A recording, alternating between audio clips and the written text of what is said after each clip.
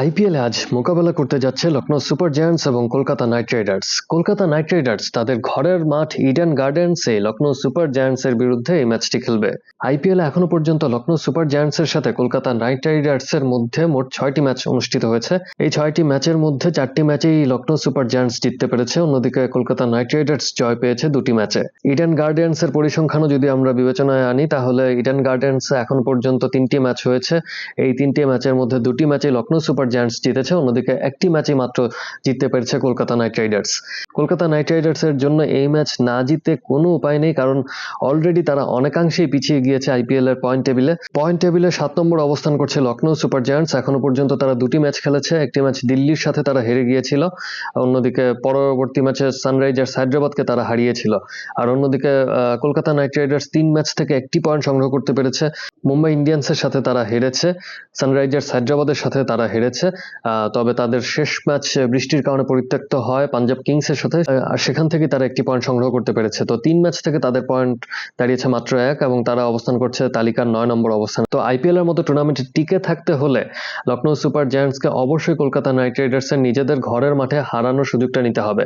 তবে এই ম্যাচেও আশঙ্কায় রয়েছে বৃষ্টির কারণে ম্যাচটি পুরোপুরি হতে পারবে কিনা। তবে আবহাওয়া দেখে যা মনে হচ্ছে ম্যাচটি হয়তো কার্টেল ওভারের হবে, তবে ম্যাচটি হওয়ার সম্ভাবনাই বেশি। পাঞ্জাব কিংসের সাথে পুরো ম্যাচটি হয়নি, তবে পাঞ্জাব কিংসের সাথে যেই একাদশটি নামিয়েছিল কলকাতা নাইট রাইডার্স, সেই একাদশে কিন্তু বরুণ চক্রবর্তী এবং সুনীল নারায়ণ ছিলেন না। তো বরুণ চক্রবর্তী এবং সুনীল নারায়ণ দুজনই হয়তোবা এই ম্যাচে ফিরতে পারেন, তারা ইনজুরির কারণে ছিলেন না। তবে তাদের যে ফর্ম, তাতে হয়তোবা তাদের ফর্মের কারণে তারা বাদ পড়তে পারেন। তবে আসলে আগের ম্যাচটি তারা ইনজুরির কারণে ম্যাচটি মিস করেছিলেন। তো ইনজুরি কাটিয়ে মোটামুটি দুইজনই নেটে বোলিং করা শুরু করেছেন। তো ধারণা করা হচ্ছে যে এই ম্যাচে বরুণ চক্রবর্তী এবং সুনীল নারায়ণ অবশ্যই ফিরবেন। লখনৌ সুপার জায়ান্টস তাদের পেস অ্যাটাকের দিকে এই ম্যাচের দিকে তাকিয়ে থাকবে, কারণ তাদের দলে আছে প্রিন্স ইয়াদব, মোহাম্মদ শামি এবং আবিশ খানের মতো 3জন পেসার। তারা দারুণ বোলিং করছেন এবং মোহাম্মদ শামি তো দুর্দান্ত বোলিং করছেন। বিগত ম্যাচগুলো যদি আমরা পর্যালোচনা করি, আগের ম্যাচেও তিনি মাত্র 9 রানে 2টি উইকেট নিয়েছিলেন 4 ওভার বোলিং করে। তো দারুণ ফর্মে আছেন তিনি বলাই যায়। তো শুরুর দিকে মোহাম্মদ শামির স্পেলটা সামাল দেওয়াটা ফিন এলেন এবং আজিঙ্কা রাহানের জন্য খুব কঠিন হতে চলেছে, কারণ মোহাম্মদ শামি নতুন বলে বেশ কার্যকরী। আর অন্যদিকে ব্যাটিং এ লখনৌ সুপার জায়ান্টস নির্ভর করবে মূলত তাদের 4জন ব্যাটসম্যানের উপর। ওপেনিং এ আসলে ব্যাটিং করতে নামছেন ইদানিংকালে আইটেন মার্করাম এবং মিচেল মার্শ, তারা দারুণ ফর্মে আছেন। অন্যদিকে ঋষভ পান্থ, লাস্ট ম্যাচটি মূলত তিনি একটি অ্যাঙ্করিং রোল প্লে করে ম্যাচটি লখনৌ সুপার জায়ান্টসকে জয় এনে দিয়েছিলেন।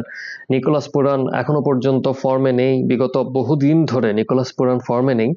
তবে নিকোলাস পুরানের কিন্তু বরুণ চক্রবর্তী কিংবা সুনীল নারায়ণের এগেনস্টে ব্যাটিং অ্যাভারেজ এবং স্ট্রাইক রেট খুবই ভালো। তো এই ম্যাচে লখনৌ সুপার জায়ান্টস আশা করতেই পারে যে নিকোলাস পুরান হয়তোবা এই ম্যাচে ফর্মে ফিরতে পারেন। সুনীল নারায়ণের এগেনস্টে নিকোলাস পুরানের স্ট্রাইক রেট 134-এর মতো এবং অ্যাভারেজ হচ্ছে 48।